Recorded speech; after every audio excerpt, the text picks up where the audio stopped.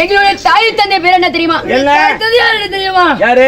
என் தந்தையார் பேரு பாண்டு மகாராஜன். ஓ, உங்கள் தந்தையார் பாண்டு மகாராஜன். உண்மைதான். தாயார் பேரு குந்தி மந்தாரி. பாண்டு மகாராஜனுக்கும் குந்தி மந்தாரிக்கும் பிறந்த நீங்களோ நகுலன் சகாதேவன். உண்மைதான். அப்படி பிறந்திருந்தாலும் உங்கள் உடன் பிறந்தவங்க யாரு இருக்காங்களா? கேட்டாலே ஒரு கேள்வி. என்ன கேன கூதி என்ன சாமி கேட்டாங்க? தம்பி எடுத்து உரைப்பாயாக. உடம்பிருந்து எத்தனை பேர் தெரியுமா? எத்தனை பேர்? வர தெரிவிக்கிறேன்.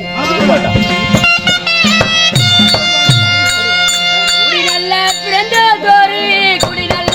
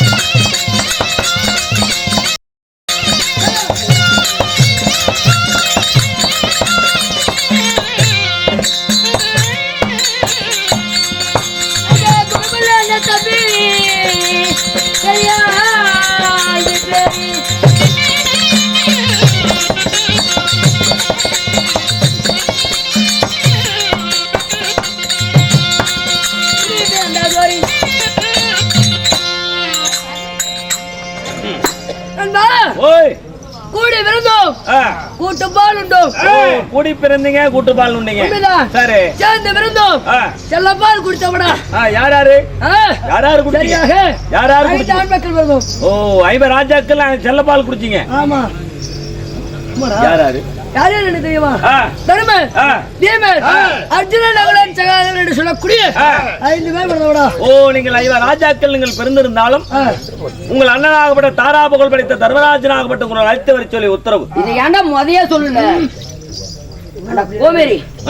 ஆமா முதல்ல தான் சொல்லலான் இருந்தா பொழுதோட சொன்னா இல்லையா? கிளம்புன்னு அப்படியா? அறையில குதிச்சிருக்கலாம். நாம போட்டு எடுத்துருக்காங்க. தர்மராஜா ஒரு சந்திப்பு.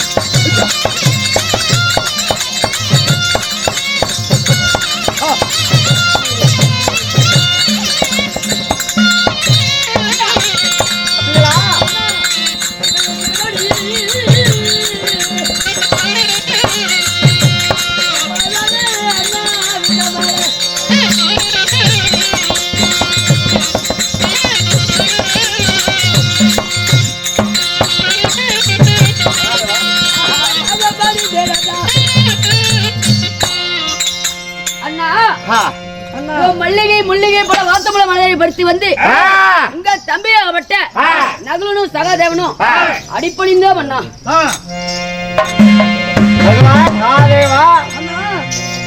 அண்ணன் பாதத்தை படிந்தபடியால் இந்த பூ உலகில் எப்படியெல்லாம் வந்திருக்க வேண்டும்.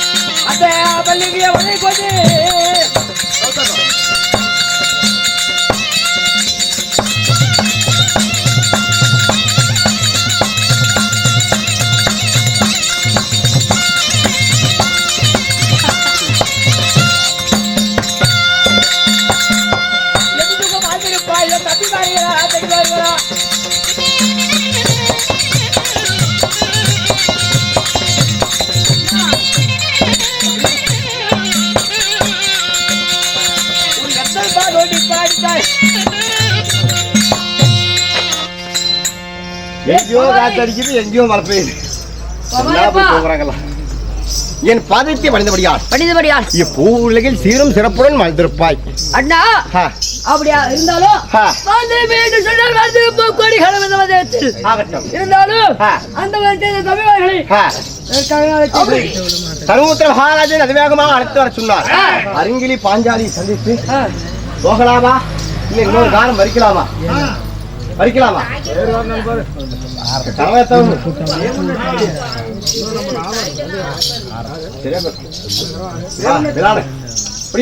பீமே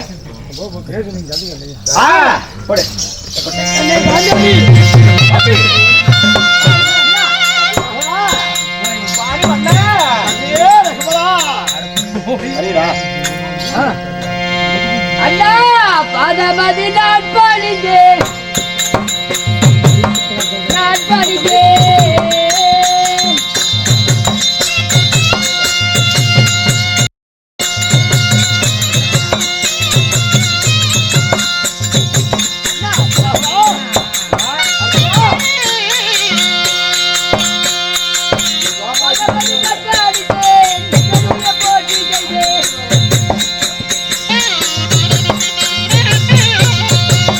பாட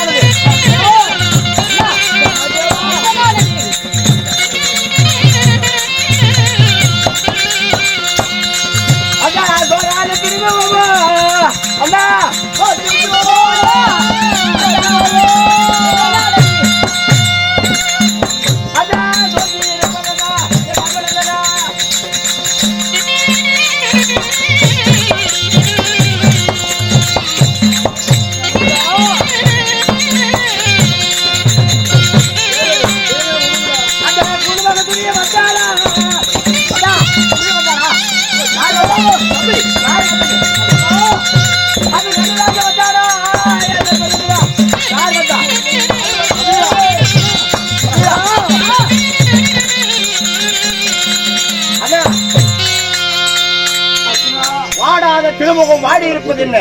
போராத உன் திருமுகம் சோர்ந்திருப்பது என்ன? உன்னோட மகன் துரியன் வந்தானா இல்லை அந்த கர்ணன் வந்தானா? யாராவது வார்த்தீர்களா? என்ன உங்களுக்கு வந்த ஆபத்து? 12 முடிந்து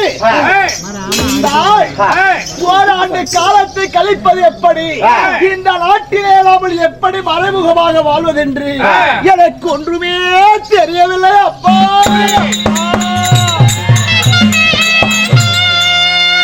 தம்பி விமர்சனா,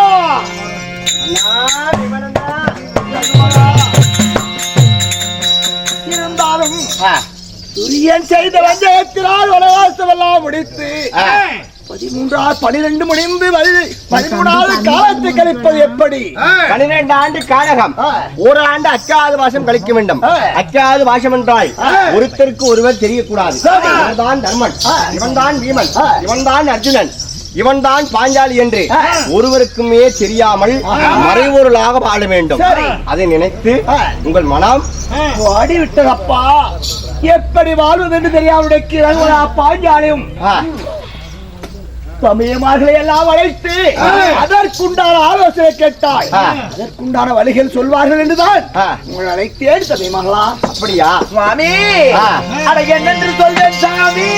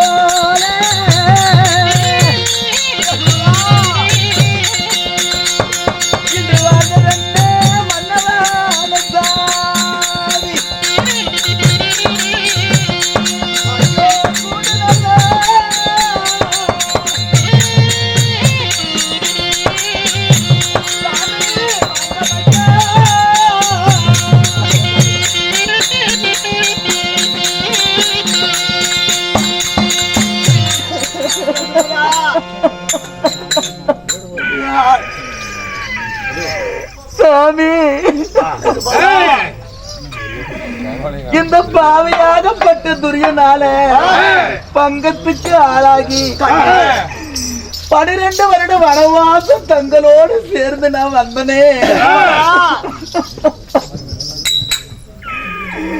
6 பேராக நாம் மங்கையாகப்பட்டவன பின்னோக்கி வந்தனே. எந்த ஒரு குறையும் இல்லாம ஒரு கூட்டு கிளிய போல நம்ம 6 நாங்க வாழ்ந்து வந்தமே. இந்த வந்து அஞ்ஞான வாசத்துல நான் எப்படி சாமி உங்களை விட்டு நான் பிரிஞ்சிருப்பது? என்னுடைய வாழ்க்கை தான் எப்படி போகுன்னு தெரியலையே. நம்ம எப்படி சாமி வாழ்றது? நாங்க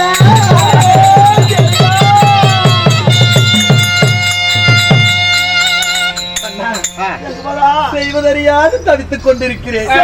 நீரிலே விட்டு வெளியே வந்த மீன் தத்தளிப்பது போல என் மனமாகப்பட்டது தத்தளித்துக் கொண்டு இருக்கிறதே.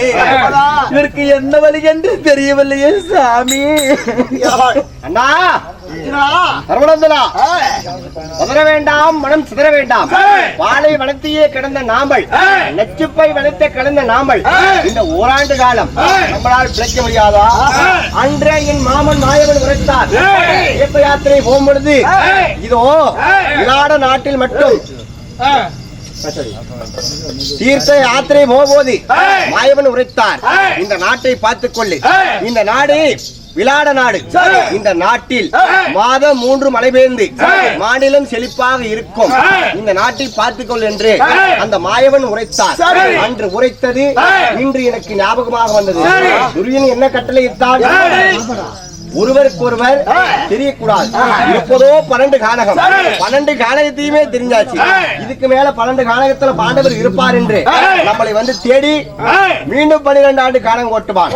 அதனால விளாட நாடு சென்று அந்த விளாட நாட்டில் ஒருவருக்கு ஒருவர் தெரியாத நமது உருவத்தை மாற்றிக்கொண்டு நாம விளாட நாட்டில் ஒரு நாள் அக்காத வாசத்தை கழிக்க வேண்டும். அப்படி நாமல் பேசிக் கொண்டு வேண்டும் என்றால் எப்படி பேச வேண்டும்? நயன பாஷை. நான் பேசுவது உனக்கு தெரியக்கூடாது, நீ பேசுவது எனக்கு தெரியக்கூடாது. நயன பாஷையில் தான் நாம் பேசிக்கொண்டு ஓராண்டு காலம் அக்கியாவாசத்தை கழிக்க வேண்டும். அதனால மாயவன் அன்று உரைத்தது இன்று எனக்கு ஞாபகம் வந்து விட்டது. அதனால இப்பொழுதே போகலாமா? இப்படி சென்றால் பாண்டவர் சென்றால் என்று தெரிந்து கொள்வார்கள். அது மட்டுமா, விளாட மன்னன் நம்மளை வேலை வாங்குவானா? நம்மளிலே நாளாக வைத்து விடுவான். அதனால என்ன செய்வது? அவருக்கு அவர் உரிய திறமையை சொல்லி அவருக்கு அவர் உரிய பணியை செய்ய வேண்டும். அண்ணா தர்மநந்தனா பொறுமையில் சிறந்தவர், பொறுமையில் சிறந்தவர் நீங்கள். அறிவாளி. எப்படி? அறிவாளி, அறிவில் சிறந்தவர். இதோ நீங்கள் யாராக செல்கிறீர்கள்? இதோ விளாட மன்னன் புத்திமந்திரியாகப்பட்ட நீங்க எப்படி கெங்குபட்டராக செல்ல வேண்டும். எப்படி? கெங்குபட்டர். எப்படி? கெங்குபட்டராக. கெங்குபட்டர். ஆமா, தெங்குபட்டர்.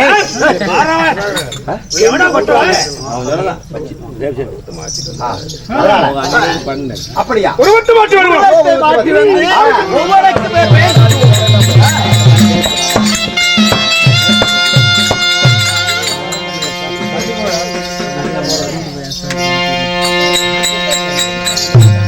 ஆனால் கேளுங்களே, அதாவது பாண்டவர்களாகப்பட்டவர் மறுபடியும் வாழ்வதற்கு வழி இல்லை என்று விளாட நாடு செல்ல, அப்படி விளாட நாடு செல்வதாக இருந்தாலும் விளாடராஜன் வருவது. ஓய் ஆயத்தை எல்லாம் ஒரு பக்கம் கொண்டு வச்சுட்டு ஏன் இருப்பா? சொன்ன பிரகாரமாக சொல்லுவீடு. இதோ உங்களுக்கு புத்திமந்திரி, விளாடனுக்கு புத்திமந்திரியாக நீங்க கெங்குபட்டராக போக கைமந்திரியாக. ஆனால் நீங்கள் தான் தர்மர் என்று ஒரு வார்த்தையை சொல்லக்கூடாது. இதோ ஆனால் அழகு மண்ணை 32 அழகு பத்தி அர்ஜுன மன்னனை என்னை மறைக்க முடியுமா? அர்ஜுனன் ஆகப்பட்டவர் யாராலும் மறைக்க முடியாது. ஆமா, யாரு அர்ஜுனன் ஆகும்போது அனைவருக்கும் தெரிஞ்சு போயிடும். அதனால இப்ப என்ன பண்ணலாம்? இதோ அன்றே கணித்தார் பாஸ்பரை கனியை வாங்க சென்று தெய்வலோகத்து தேவேந்திர அமையத்தை காத்து ஊர்வசியால் நான் ஒரு சாபம் வாங்கினேன். ஆமா, என்ன சாபம்? மோகினி. ஓ, பேடி ரூபம். பேடி ரூபம். ஊர்வசியால் பேடி ரூபம். நான் பேடி சாபம் வாங்கி பேடி உருவமாக வருகிறேன். அந்த பேடி உருவத்தில் வந்தால் என் அர்ஜுனன் என்று நானும் யாரும் தெரியாது. அதனால இவங்க என்ன பண்ணலாம்? இவங்க அந்த பீத்தல நாய் என்ன பண்ணலாம்? அவரு எதனை தெரியுமா சிறந்தவரே? அவரோ தீனியில் சிறந்தவர். தீனியில் சிறந்தவர். சாப்பாடு. சாப்பாட்டு உங்களுக்கு சோறு கண்ட பக்கம் தான். அதனால நீங்க விளையாடு நாட்டுல என்ன வேலை செய்றீங்க? என்ன செய்றீங்க? சமையல். சமையல் செஞ்சுக்கீங்க, சாப்பிட்டுக்குங்க. வேணுங்கிற அளவுக்கு சாப்பிடுங்க. அவருக்கு பேர் என்ன வைக்கலாம்? அவருக்கு பேரு பலாயினன். எப்ப இந்த மேல வந்து பலாயுதம் தான் நீங்க கூப்பிட்டா ஈங்கணும். இவங்க 2 பேருக்கு பசங்களுக்கு கொடுக்கலாம். இவங்க குதிரையேற்றத்திலே சிறந்தவர்கள், குதிரையேற்றத்தில் சிறந்தவர்கள். அதனால குதிரை பணியாளர்கள். ஓ, குதிரைக்கு சுழி சுத்தம் பாக்குறவங்க. ஆமா, இவங்க 2 பேரும் அப்படியாப்பட்ட வேலை. நான் பேடி, என் அண்ணன் தருமபுத்திர மகாராஜன் கெங்குபட்டர், பீமன் பலாயினன். நாங்க 5 பேரும் ஆண்கள் தப்பி விட்டோம். சரி, பெண்மணி இந்த மாலுக்கு என்ன கொடுக்கலாம்? ஐயோ, பெண்ணாகப்பட்டவள் நான் என்ன செய்ய போகிறேன்? ஆண்களாக இருந்த நீங்கள் எல்லாம் உருவத்தை மாற்றிக்கொண்டீர்கள். என் தாயார் வீட்டில நான் இருக்கும் போது தங்கத்தட்டு அன்னத்தை அதாவது ஊட்டி என்ன வளர்த்துனாங்க, பச்சை கிளிய போல என்ன வளர்த்துனாங்க. ஆனா எனக்கு வந்து விதிய பாத்தீங்களா? ஐயோ யாரு மறியே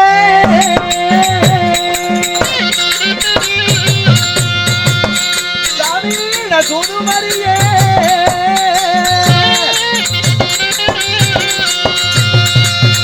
எனக்கு வந்த விதியத்தான் அனுமறியே.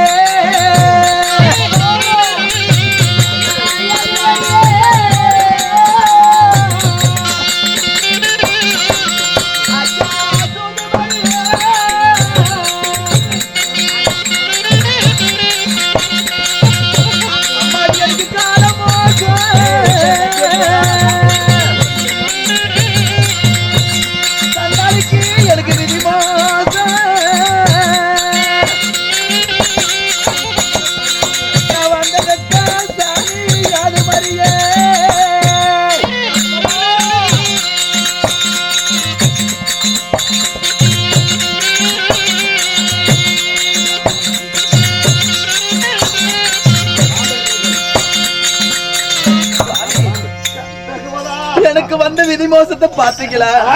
ஒரு நாள் ஒரு தினத்துல நான் கன்னியா இருக்கும் போது என்ன கல்யாணம் பண்ணிக்கிட்டு வந்தீங்க. அன்றைய நாள் முதலாக இன்றைய நாள் வரை உங்களை விட்டு நான் பிரிந்ததில்லை. எப்படி சாமி நான் பிரிந்திருப்பேன்? விளையாட நாட்டிற்கு செல்கிறேன் என்கிறீர்கள். எனக்கு 1000 தாதிமார்கள் பணிப்பெண்களோடு நான் சேவகம் செய்து வந்து ஒரு அரசியாக வாழ்ந்தேன். தங்கள் பின்னே நான் வந்தேன். நீங்களே இப்பொழுது பணியாட்கள் போல் போகிறீர்கள். நானும் என் உருவத்தை மாட்டி ஒரு பணியாளாக நானும் வருகிறேன் சாமி. அதாவது அந்த விளையாட பருவத்தில் இருக்கக்கூடிய அந்த மகாராணிக்கு சேவை செய்யக்கூடிய பெண்ணாக நான் வருகிறேன் சாமி. என்னுடைய பெயரை நான் சயனத்தில் இருப்பதனால் சைலேந்திரி என்று நான் மாற்றிக் கொள்கிறேன். அதனால எல்லாம் புறப்படலாமா? ஆகட்டும் சுவாமி. மன்ன மன்ன விட்டு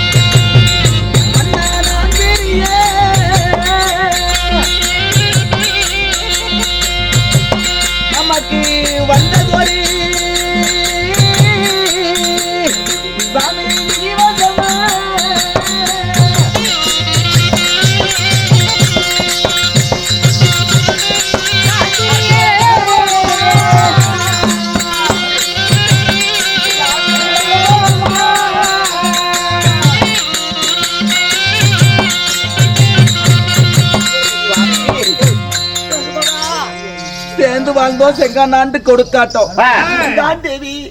கிளியின் மூக்கு எப்படி செந்நிறமா இருக்கிறதோ அது போல நான் முன்னே போக பின்னே என் பின்னே வருகிறீர்களே சுவாமி.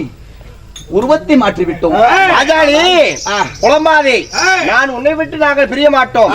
எங்களது கண்கள் எப்பொழுதுமே உன் மேலேதான் இருக்கும். 5 பேருடைய கண்கள் உன்னத மேலேதான் பாதுகாப்பு செய்து கொண்டே இருக்குமா? இருப்போம். அண்ணா, உங்கள் கையில் இருப்பது என்ன? கதாயுதம். என் கையில் இருப்பது காண்டிபவள். இதோ உங்கள் கையில் இருப்பது வீரவாள்கள். இந்த வீரவாளை பார்த்தாவே பாண்டவர் என்று தெரிந்து கொள்வார்கள். அதனால அண்ணா, இந்த விளையாட நாட்டுக்கு போவது முன்பாக ஒரு ஆலமரத்தில் இந்த ஆயுதத்தெல்லாம் வைத்துவிட்டு நம்ம விளையாட நாடு போகலாம். ஆயுதம் வைப்பது மட்டும் இல்லாமல் இந்த ஆயுதத்துக்கு ஒரு சாபம் கொடுக்க வேண்டும். மன்னா, அரசர் குலத்திலே பிறந்த நீங்கள் எல்லாம் இந்த அரசர்கள் உபயோகப்படுத்தக்கூடிய வாளையும் வில்லையும் வைத்துக் கொண்டு நம்மள அடுத்த நாட்டிற்கு நம் சேவகனாக செய்தால் நம்மளை யார் என்று அடையாளம் கண்டு கொள்வார்கள். அதனால் இதோ பார்த்து தெரிகிறது ஏங்க அந்த பேமச்சாரம் ஆ. அதாவது ஆலாமரத்துல வைக்க கூடாதுங்க. ஆலாமரத்துல வச்சா சுத்தப்படாது.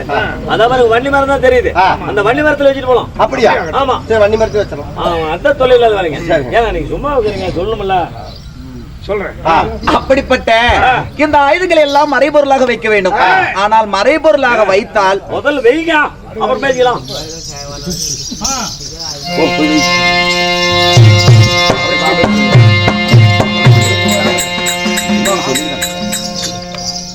அதாவது பொருள்கள் எல்லாம் வன்னி மரத்தில் வைத்து